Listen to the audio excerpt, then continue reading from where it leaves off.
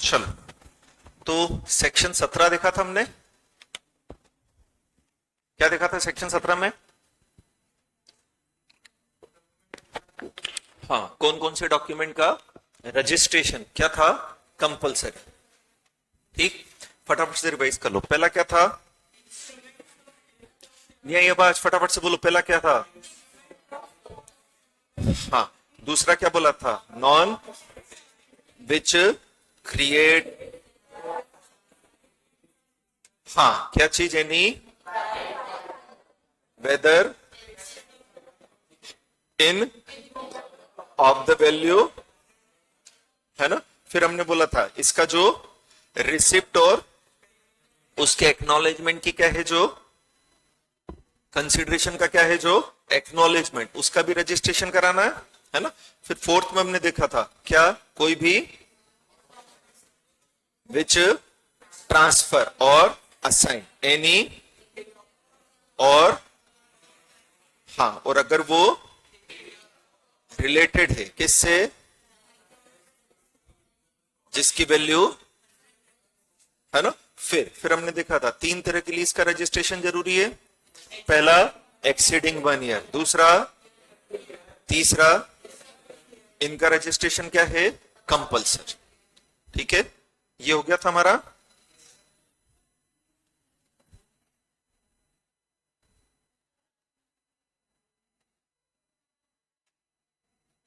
चलो, अब सेक्शन 17 से ज्यादा सेक्शन कौन सा पूछा जाता है?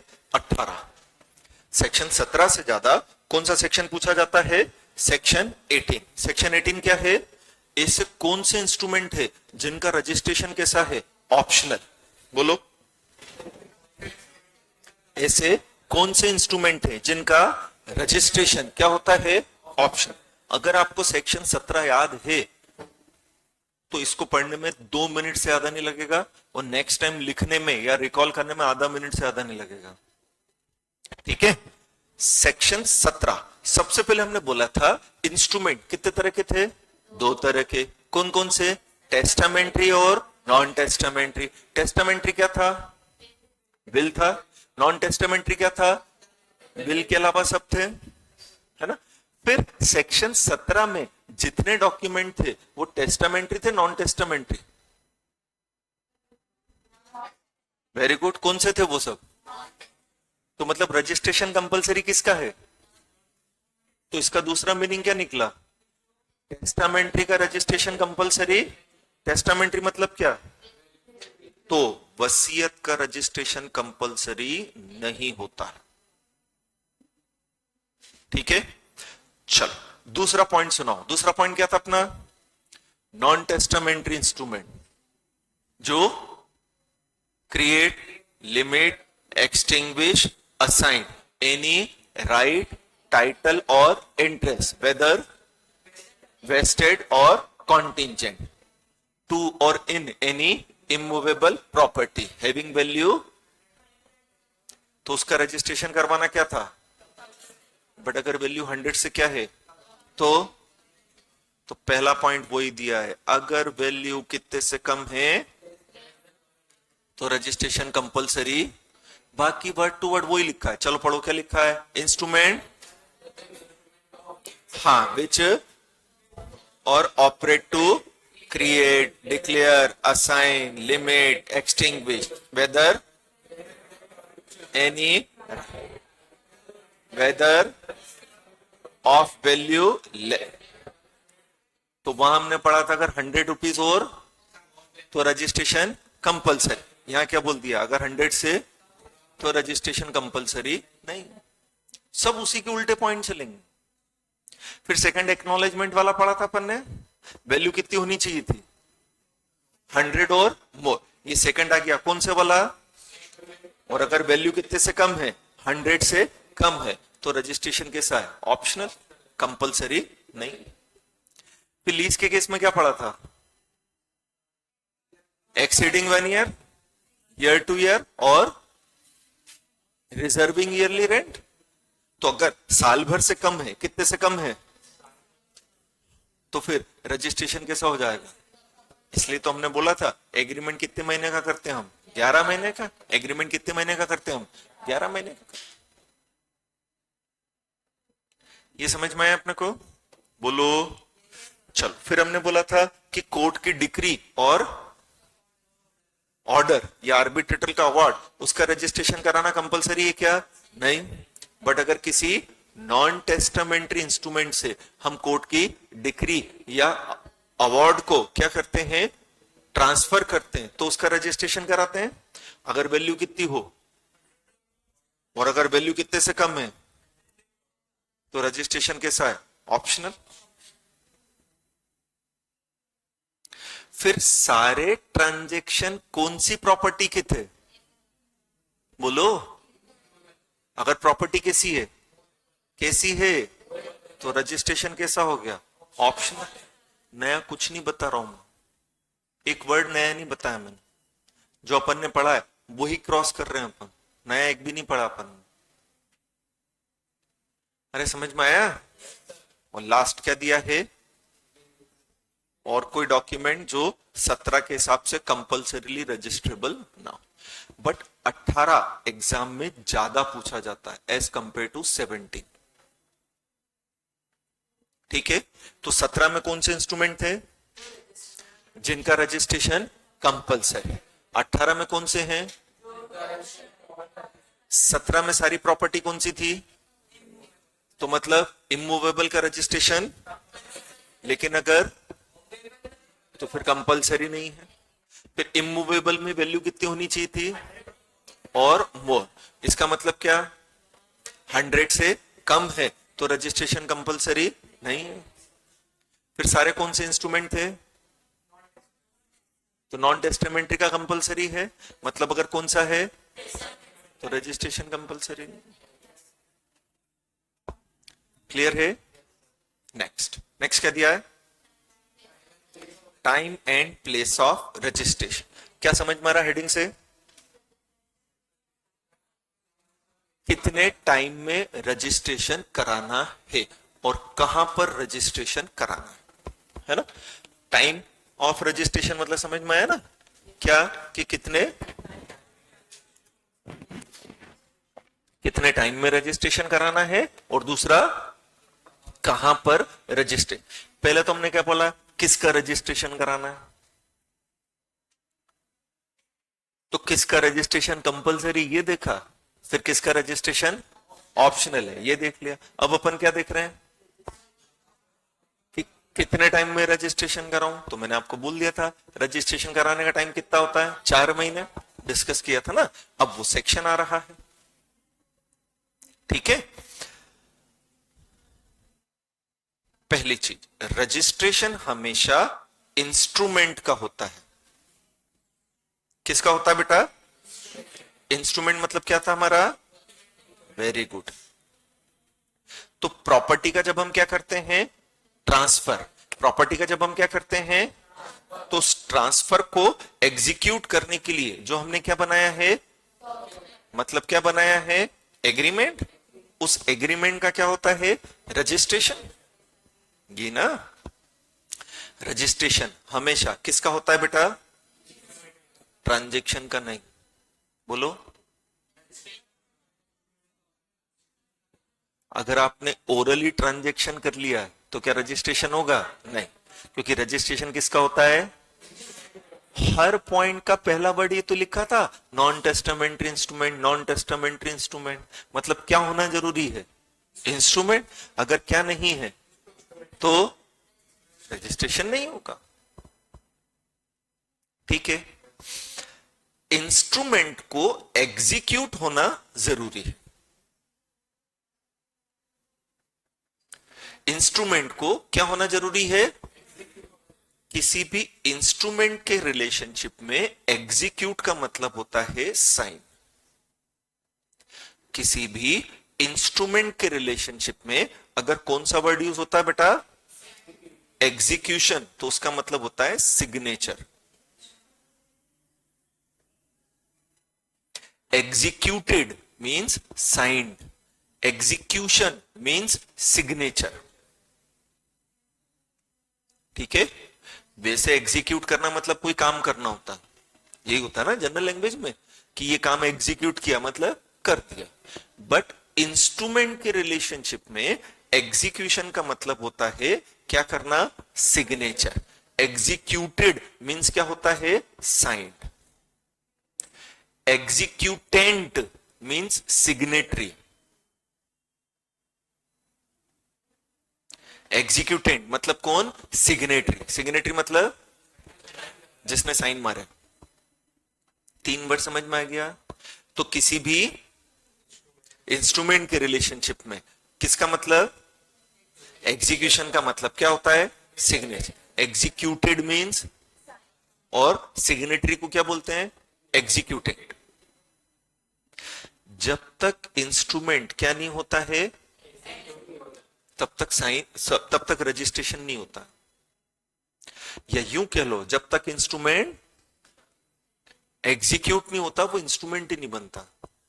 या यूं कह लो, जब तक डॉक्यूमेंट एग्जीक्यूट नहीं होगा वो इंस्ट्रूमेंट नहीं बनेगा। ऐसा बोलना ज्यादा अच्छा कि एक डॉक्यूमेंट इंस्ट्रूमेंट कब बनता है, जब उसके ऊपर क्या हो जाए, साइन। अरे मैंने लिख दिया स्टाम्प पेपर पर, मैं मेरी सारी प्रॉपर्टी तुमको दे रहा हूं, पर नीचे साइन नहीं करे, तो उस लिखे हुए का कोई मतलब है नहीं। स्कूल में तुम एप्लीकेशन देते थे, क्या बैक टू से आज मैं नहीं आऊंगा, नहीं आऊंगा मतलब नहीं आऊंगा, कुछ भी कर ले नहीं आऊंगा। बट नीचे साइन कौन करती थी, मम्मी। ये साइन किसके होते थे, पापा के। तुम्हारे साइन क्यों नहीं होते थे, तुम माइनर थे। माइनर होने के कारण तुम साइन नहीं कर सकते थे। तो साइन कौन करता था तुम्हारे बिहाफ पर, पेरेंट्स। वो बात अलग है, पेरेंट्स के साइन भी तुम ही घुमाते थे, बट होते तो पेरेंट्स के साइन थे। अगर उस पर पेरेंट्स के साइन नहीं है तो उस एप्लीकेशन की कोई वैल्यू है, नहीं है। तो जब तक आप क्या नहीं करोगे, साइन, तब तक वो डॉक्यूमेंट क्या नहीं बनेगा, इंस्ट्रूमेंट। और जब तक वो क्या नहीं बनेगा, रजिस्ट्रेशन की जरूरत ही नहीं है। कहीं भी डॉक्यूमेंट का रजिस्ट्रेशन करने का नहीं बोला है, हर जगह किसका बोला है। मैंने नॉर्मली आपको ये बताया था दोनों सेम होते हैं, बट अब मैं डिफरेंस बता रहा हूं कि डॉक्यूमेंट को जब क्या कर दिया जाएगा, तब वो क्या बन जाएगा, इंस्ट्रूमेंट। और जैसे ही आप उसे क्या करोगे, वहां से 4 महीने में रजिस्ट्रेशन कराना है। तो क्या लिखा है, within from the date of exit, है ना। तो लिख दिया है कि document must be presented before the registrar within following time. तो पहले बोला within 4 months from the date of execution, मतलब जब तक क्या नहीं होगा, तब तक रजिस्ट्रेशन का टाइम ही चालू नहीं होगा। आज मैंने डॉक्यूमेंट लिख के रख लिया है बट साइन नहीं किए, तो रजिस्ट्रेशन करवाने की जरूरत ही नहीं। मैंने 25 दिन बाद साइन किए, तो फिर टाइम तब से चालू होगा जब मैंने उस पर क्या मारे हैं, साइन। अबे आया कि नहीं आया। चलो लास्ट टाइम क्या बोला कि डॉक्यूमेंट का क्या करवाना अपने को, रजिस्ट्रेशन। किसके पास जाएंगे, रजिस्ट्रार के पास जाएंगे। कितने महीने में जाएंगे, कब से जाएंगे, एग्जीक्यूशन। यह है समझ में। कोर्ट की डिक्री और ऑर्डर, इनका रजिस्ट्रेशन कंपलसरी है क्या, बट ऑप्शनल तो है। चाहूं तो करा सकता हूं कि नहीं करा सकता हूं। तो बोले जब डिक्री या ऑर्डर क्या हो गया था, फाइनल, वहां से कितने महीने में, मैं चाहूं तो रजिस्ट्रेशन करा लो, नहीं कराना हो तो नहीं करो, जबरदस्ती तो है ना। तो जब कोर्ट की क्या ही थी, वहां से कितने महीने में, 4 महीने। कब से, from the day it becomes fine. अब ऐसा पॉसिबल है कि एक डॉक्यूमेंट पर कई सारे व्यक्तियों ने साइन किए हो। जो साइन करता उसे क्या बोलते हैं हम, एग्जीक्यूटेंट। जो साइन करता उसे क्या बोलते हैं हम, एग्जीक्यूटरी, एग्जीक्यूटेंट, सिग्नेटरी, है ना। चलो अब क्या, मान लो प्रॉपर्टी के 3 ऑनर हैं, कौन कौन, एबीसी। तो क्या तीनों के साइन होना जरूरी है, क्योंकि जॉइंट ऑनर है। जॉइंट ऑनर मतलब सबकी मिलाकर ऑनरशिप है, किसी एक पर्सन की ऑनरशिप नहीं है। क्योंकि एक पर्सन की ऑनरशिप नहीं है तो वो अकेला तो साइन करेगा नहीं। साइन तो किसके चाहिए? तीनों के चाहिए। और जब तक तीनों के साइन नहीं होते हैं, तब तक एग्जीक्यूशन नहीं माना जाएगा। या एग्जीक्यूशन है बट वो पार्शियल है, पार्टली एग्जीक्यूट हुआ है। ठीक है, तो जब एक से ज्यादा व्यक्तियों को साइन करना है, then it was executed by several person. तो if document is executed by several person, ये समझ में आ गया अपने को? तो दो चीजें बेटा, अगर सबने एक ही दिन पर साइन किए, सपोज सबने 12 मई को साइन किए, तो कोई दिक्कत नहीं है। 12 महीने से कितने महीने में? 4 महीने में क्या करवा लो? रजिस्ट्रेशन। नहीं, क्या बोला? एग्जीक्यूटेंट एक से ज्यादा है। क्या बोला अपन ने? एक से ज्यादा व्यक्तियों ने क्या किया है? साइन। क्या सबने साइन एक ही डेट पर किए हैं? हाँ, बहुत अच्छी बात है। फिर तो अलग अलग डेट ही नहीं है। जब एक ही डेट है, सबने 12 मई को साइन किए, तो वहां से कितने महीने में? 4 महीने में क्या करवा ले? रजिस्ट्रेशन। बता रहा हूं बेटा, वही बता रहा हूं, शांति तो रख, एक एक करके वही बता रहा हूं। बट अगर इन्होंने साइन कैसे किए हैं? अलग अलग डेट पर। कैसे किए हैं? तो हर एग्जीक्यूशन से 4 महीने में आपको किसके पास ले जाना पड़ेगा? रजिस्ट्रार के पास। आज ए ने साइन किया, बी और सी ने नहीं किया, तो ए के साइन के बाद उसके 4 महीने का ड्यूरेशन चालू हो चुका। 20 दिन बाद बी ने साइन किया, तो बी ने जब साइन किया उसके बाद उसके 4 महीने का ड्यूरेशन चालू हो चुका। रजिस्ट्रेशन एक ही होगा, बट उस पर नोटिंग 3 बार अलग अलग हो जाएगी, अगर आप 3 बार उसे लेकर गए हो तो। ये समझ में आया? या हम ये भी कर सकते हैं ना कि भाई ए ने साइन कब किए? 12 मई को। बी ने साइन कब किए? 2 जून को। सी ने साइन कब किए? 3 जुलाई को। इसके 4 महीने कब खत्म हो रहे हैं? जून, जुलाई, अगस्त, सितंबर। तो 11 सितंबर तक खत्म हो जाएंगे। इसके कब खत्म हो रहे हैं? 1 अक्टूबर। इसका कब खत्म हो रहा है? बोलो। तो अगर मैं 11 सितंबर के पहले ले जाऊं तो ये 2 भी कंप्लाई हो जाएंगे। वही whichever is earlier। अगर मैं 1 अक्टूबर को लेकर गया, कब लेकर गया? तो इन 2 का तो कंप्लाई हो गया, इसका तो मैं यही करूं ना। इसकी डेट कौन सी थी? तो 11 सितंबर या उसके पहले, क्योंकि इन दोनों ने मैं 11 सितंबर के पहले तो साइन कर ही दिया था, तो मैं 11 सितंबर के पहले ले जाऊं। लेकिन अगर बी ने साइन ही 15 सितंबर को किए, बी ने साइन ही कब किए हैं? तो मेरे को 12 मई से 11 सितंबर तक एक बार तो रजिस्ट्रार के पास जाना पड़ेगा कि भैया ए ने साइन कर दिया। फिर जब बी ने 15 सितंबर को साइन किया, तो वहां से उसके 4 महीने फिर चालू। क्लियर है? सेवरल एग्जीक्यूटेंट मतलब समझ में आ गया क्या? हाँ, कि document is executed bye more than 1 person. तो बोल दिया है अलग अलग टाइम पर अगर किए हैं, एक ही टाइम पर किए तो कोई दिक्कत ही नहीं, बट अगर अलग अलग टाइम पर किए, it may be presented for registration within from the date of each execution.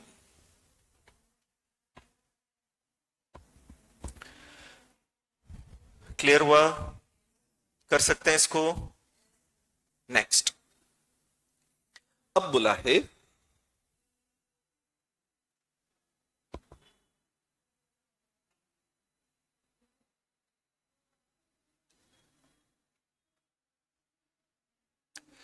जैसे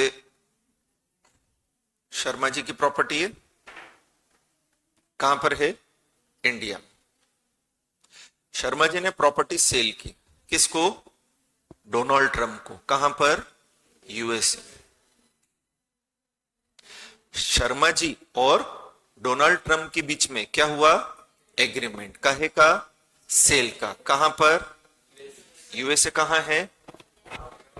इंदौर के पास है ना। इट मींस साइन जो हुआ है, एग्रीमेंट जो हुआ है, मतलब जो क्या हुआ है? एग्जीक्यूशन हुआ है, वो कहां हुआ है? Outside India. सपोज एग्जीक्यूशन हुआ था 25 मई को, 25 मई 2025 को क्या हुआ था? एग्जीक्यूशन। बट कहां हुआ है? तो फिर है ना, मेरे को स्पेसिफिकली क्या 4 महीने में इंडिया आना पड़ेगा अगर मैं एग्जीक्यूशन से पकड़ू तो उसमें फिर रिलीफ देते हुए ये बोला है कि अगर डॉक्यूमेंट कहां एग्जीक्यूट हुआ था?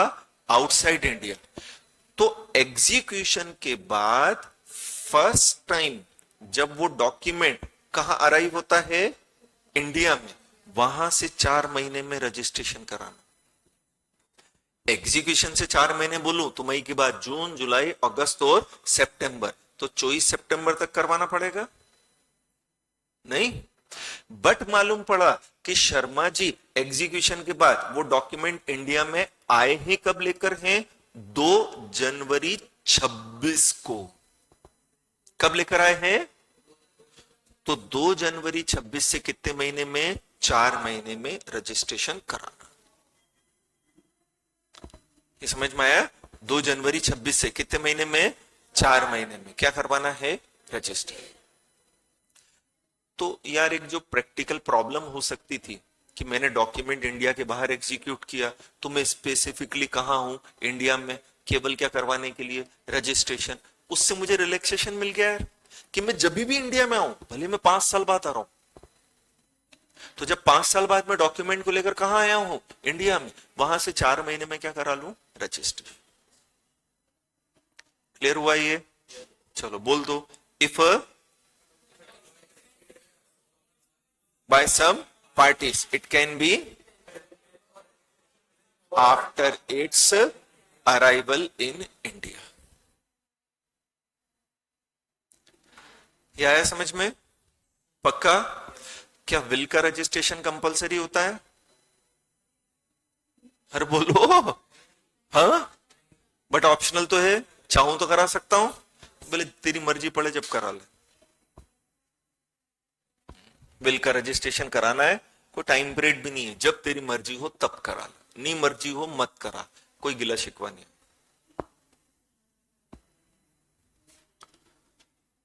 यह है समझ में? हो जाएगा। तो विल के अलावा जितने भी डॉक्यूमेंट हैं उन्हें 4 महीने में रजिस्ट्रेशन करवाने लेकर जाना ही है। 4 महीने में अगर आप रजिस्ट्रेशन नहीं करवा पाए तो अगले 4 महीने और मिल जाएंगे, बट पेनल्टी लग जाएगी। हाँ, तो एग्जीक्यूशन से कितने महीने में कराना है? एग्जीक्यूशन से 4 महीने में नहीं हुआ तो एग्जीक्यूशन से 8 महीने में करा ले, बट पेनल्टी लगे। 4 महीने में तो नॉर्मल फीस के साथ हो जाएगा, अब पेनल्टी के साथ। बट अगर आपने 8 महीने में भी नहीं करवाया तो अब भूल जाओ, अब रजिस्ट्रेशन नहीं करूंगा। हो जाएगा। तो किसको छोड़कर बेटा? कोई भी डॉक्यूमेंट जो है, चाहे उसका रजिस्ट्रेशन कंपलसरी हो चाहे ऑप्शनल, एग्जीक्यूशन से कितने टाइम में करवा लो। बट अगर 4 महीने में तो एग्जीक्यूशन से, और उसमें भी अगर नहीं कराया तो भूल जाओ, अब नहीं करूंगा। हो जाएगा। Next, place of registration. बोले रजिस्ट्रेशन कहां कराऊं?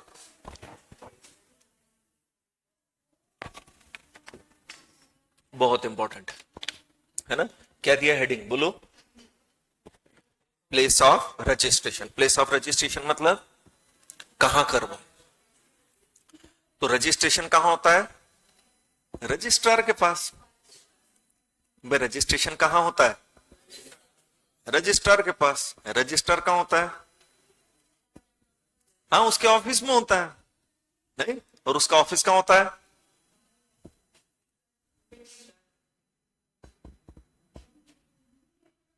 देखो, एक होता है डिस्ट्रिक्ट लेवल पर रजिस्ट्रार। डिस्ट्रिक्ट लेवल पर कौन होता है बेटा? और सब डिस्ट्रिक्ट लेवल पर होता है सब रजिस्ट्रार। सब डिस्ट्रिक्ट जिसे तालुका भी बोलते हैं, तहसील भी बोलते हैं, ठीक है, ये दो वर्ड मिलेंगे आपको बार बार, एक तो कौन, रजिस्ट्रार, दूसरा इंदौर जिला है ना, तो इंदौर जिले का क्या है, रजिस्ट्रार। अब इंदौर जिले में जो अलग अलग शहर दिए हुए हैं ना, सब डिस्ट्रिक्ट कहलाएंगे, वो तहसील कहलाएंगे, उनमें क्या होते हैं, सब रजिस्ट्रार। समझ में आया अपने को। अब हमने बोला सेक्शन 17 में जो हमें क्या करवाना है, रजिस्ट्रेशन, मूवेबल प्रॉपर्टी का कराना है कि इमूवेबल प्रॉपर्टी का, होता नहीं बोलना है, कंपलसरी नहीं होता। कंपलसरी रजिस्ट्रेशन किसका होता है, किसका होता है, तो बोले रजिस्ट्रेशन आप कहां कराओगे, बोले उस रजिस्ट्रार के पास कराओगे जिसकी लोकल लिमिट में, जिसके एरिया में प्रॉपर्टी क्या है, सिचुएटेड।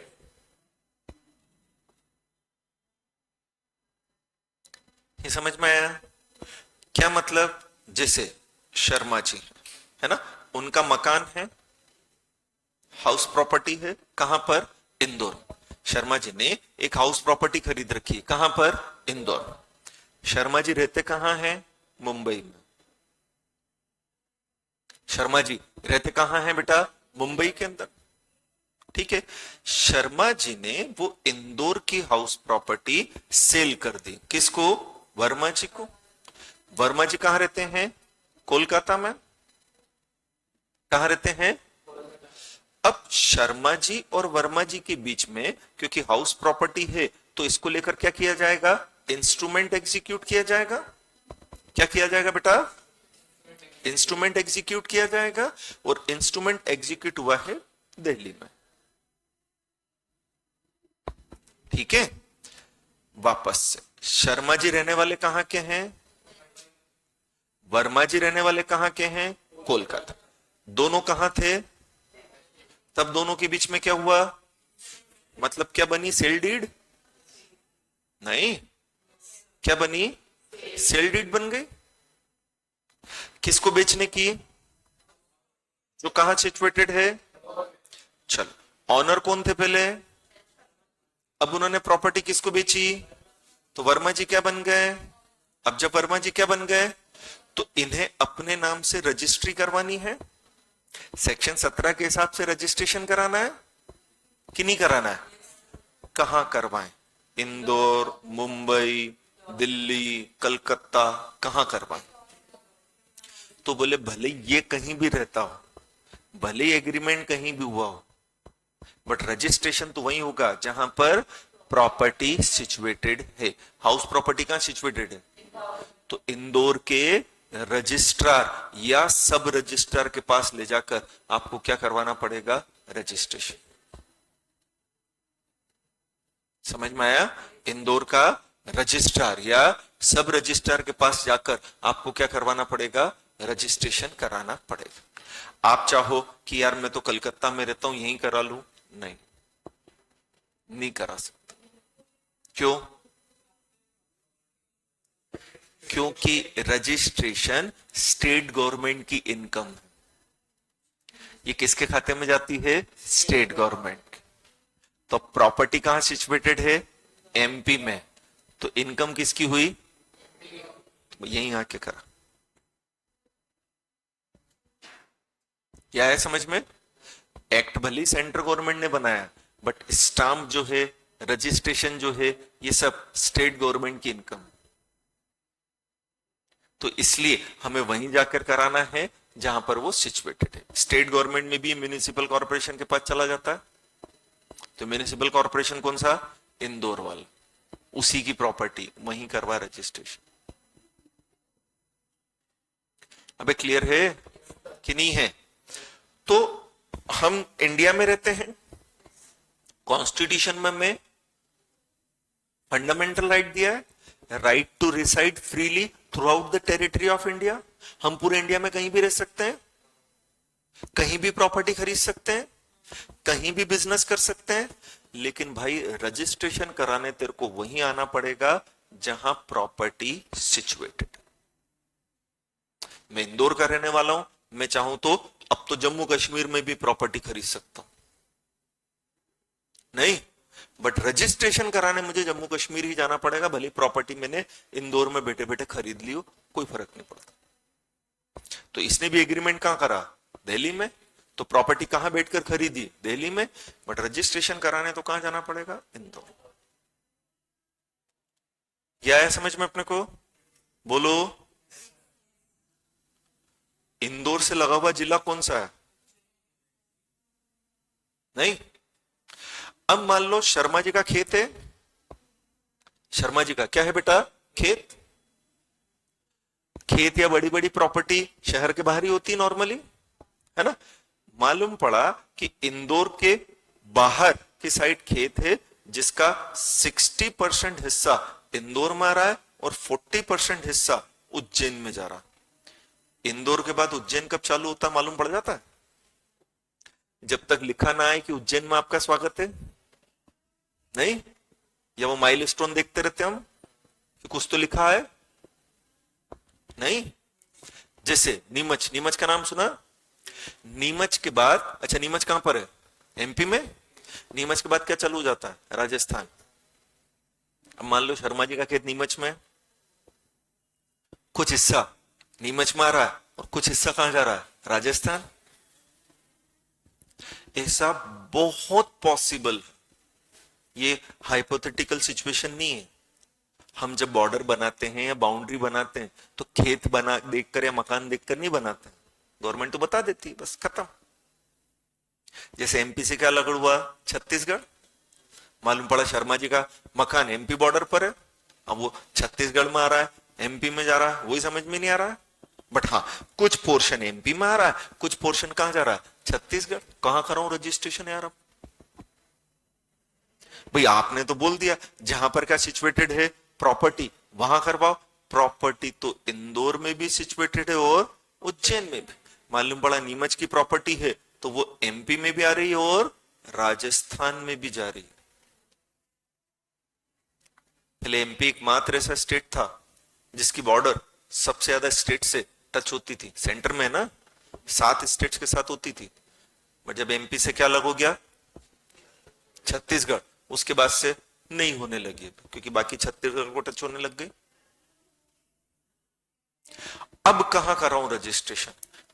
इंदौर में कराऊं, उज्जैन में कराऊं, या प्रॉपर्टी दिल्ली में बेची वहां कराऊं? तो बोले दिमाग में दूसरी चीज लाना ही नहीं, करवाना तो वही है जहां पर क्या सिचुएटेड है प्रॉपर्टी। बट यार प्रॉपर्टी तो इंदौर में भी आ रही है और उज्जैन में भी। 60% पोर्शन कहां है? 40 कहां है? तो कहां कराऊं? तेरी मर्जी पड़े जहां करा ले, उज्जैन में भी करा ले।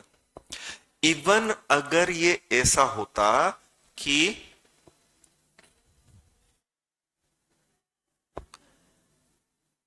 99% हिस्सा इंदौर में आ रहा होता और 1% हिस्सा कहां जा रहा होता, तो भी मैं उज्जैन जाकर करा सकता, मेरी इच्छा।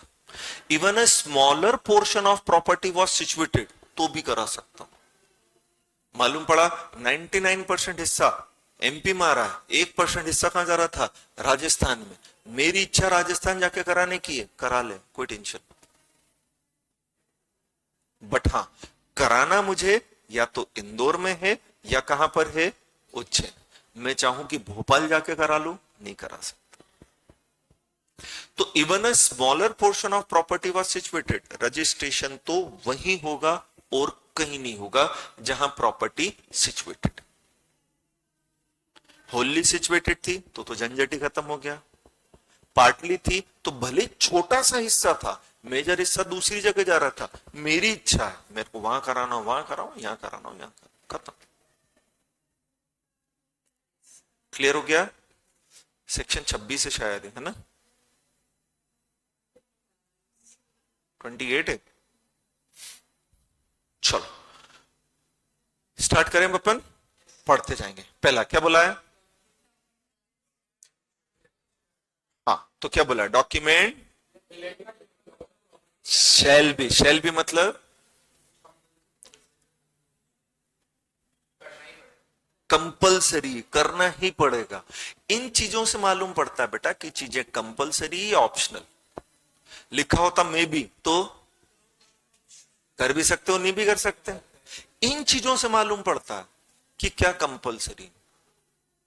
अब क्या लिखा है यहां पर, मतलब करना ही पड़ेगा, करना ही पड़ेगा मतलब तेरे पास चॉइस नहीं बे, है ना। तो shall be in the office of सब डिस्ट्रिक्ट, ये बता दिया मैंने आपको। सब डिस्ट्रिक्ट में सब रजिस्टर होता है और डिस्ट्रिक्ट में कौन होता है, रजिस्टर, है ना। Within which the whole or some portion में वो कितना भी छोटा क्यों ना। Got it. दूसरा दूसरा क्या बोला है, मे बी मतलब अदर डॉक्यूमेंट, मतलब ऊपर वाले को छोड़कर। ऊपर वाला किसका, इमूवेबल प्रॉपर्टी को छोड़कर, क्योंकि इमूवेबल प्रॉपर्टी का तो बेटा वही होगा। इंटरप्रिटेशन सीखो, क्या लिखा है, अगर अदर लिखा है तो इसका मतलब किसी एक चीज का ऊपर कहीं ना कहीं मेंशन आपने किया है। तो ऊपर आपने एक डॉक्यूमेंट लिखा ना, विच वॉज रिलेटेड विद, उसका कंपलसरी था। बट अदर डॉक्यूमेंट के लिए क्या लिखा है, में, मतलब इमूवेबल प्रॉपर्टी अगर नहीं है तो फिर तेरी इच्छा है जहां करवाना हो, जैसा यहां बताया है वैसा करा। बट अगर कौन सी प्रॉपर्टी है तो वही करवाएगा जहां प्रॉपर्टी या तो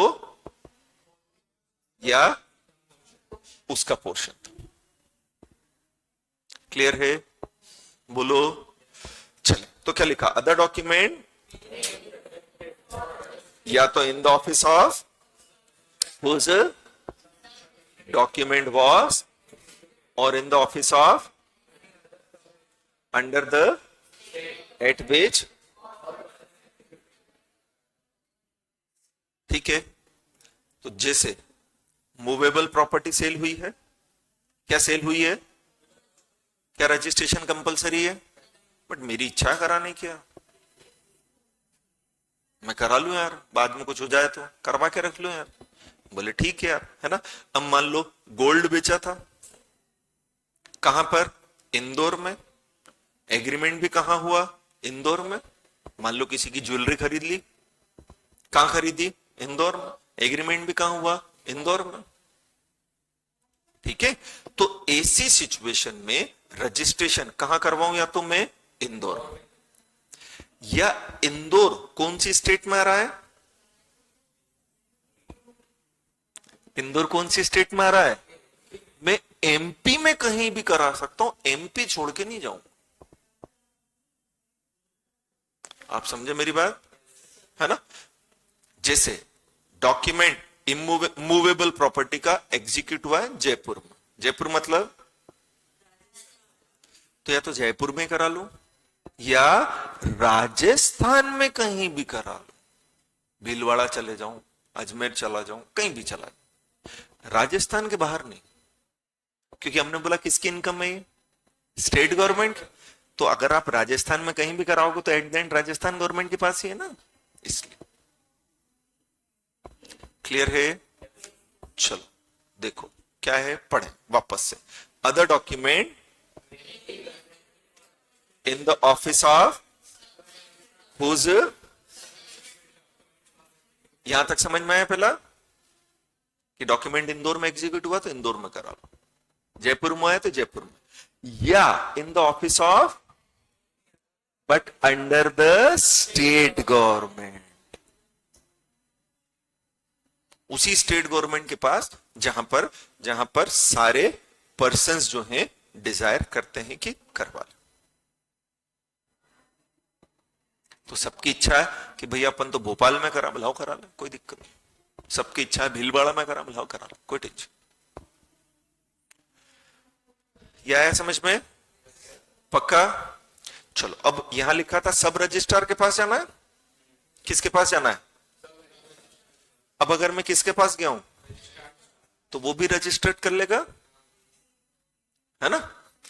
बट कौन सा रजिस्ट्रार करेगा, जिसके सब रजिस्ट्रार के पास आपको करवाना था। बोले क्या मतलब, जैसे इंदौर के सब रजिस्ट्रार के पास गया मैं, क्योंकि प्रॉपर्टी सब डिस्ट्रिक्ट में थी तो सब रजिस्ट्रार के पास गया। तो मैं इंदौर के सब रजिस्ट्रार के पास चला जाऊं या इंदौर के रजिस्ट्रार के पास भी जा सकता हूं, बट भोपाल के रजिस्ट्रार के पास नहीं जा सकता। इमूवेबल प्रॉपर्टी इंदौर के किसी गांव में सिचुएटेड थी, इंदौर डिस्ट्रिक्ट की किसी सिटी के अंदर थी, तो सिटी के अंदर तो क्या है, सब रजिस्ट्रार, तो या तो उसके पास चला जाऊं या इंदौर के रजिस्ट्रार के पास चला जाऊं, भोपाल के रजिस्ट्रार के पास नहीं जा सकता। अगर प्रॉपर्टी जयपुर के किसी सब डिस्ट्रिक्ट में सिचुएटेड थी तो सब डिस्ट्रिक्ट का जो सब रजिस्ट्रार है या तो उसके पास जाऊं, और नहीं तो उस सब डिस्ट्रिक्ट के रजिस्ट्रार को कंट्रोल कौन कर रहा है, जयपुर वाला रजिस्ट्रार, मैं उसके पास चला जाऊं। बट मैं चाहूं भीलवाड़ा, नहीं, इमूवेबल है तो मूवेबल का तो कोई टेंशन ही नहीं। ये आया समझ में? चले फिर क्या, डॉक्यूमेंट या तो रजिस्ट्रार या सब रजिस्ट्रार, कौन सा रजिस्ट्रार और सब रजिस्ट्रार समझ में आ गया ना? हाँ, और इन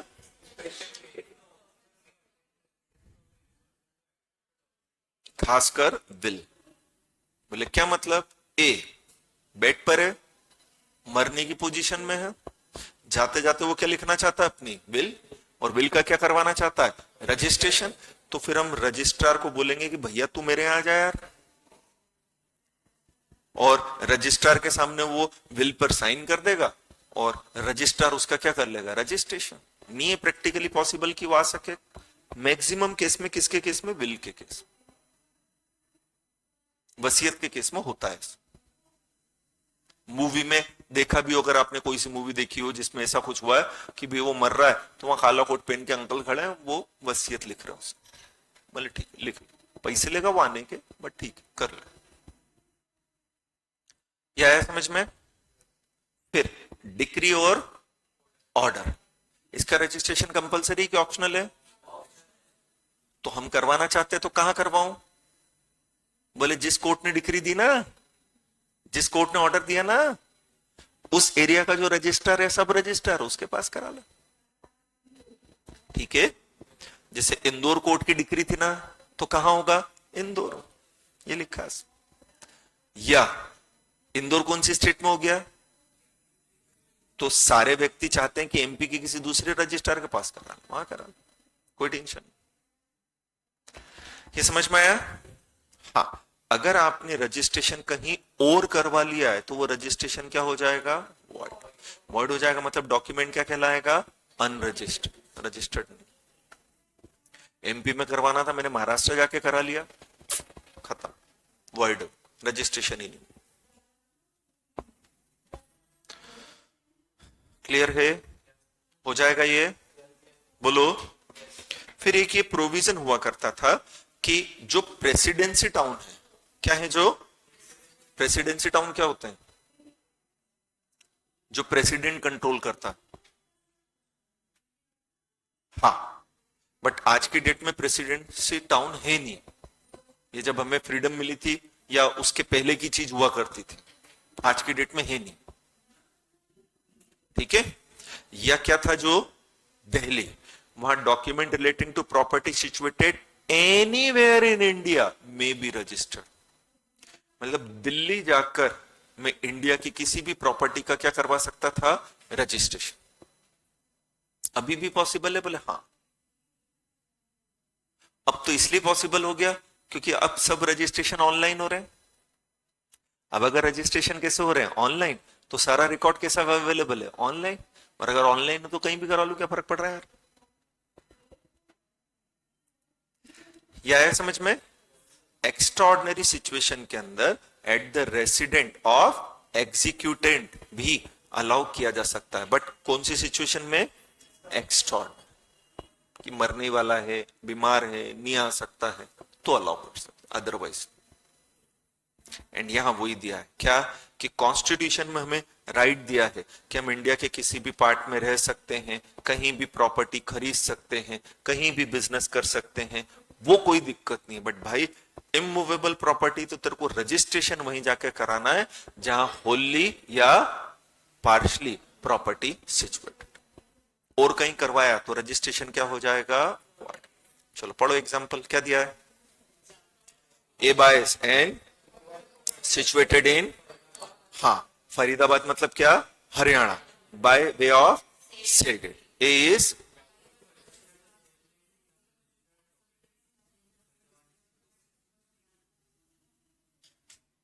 हो जाएगा पक्का? चल कल करते हैं। कोई डाउट हो तो पूछ लो।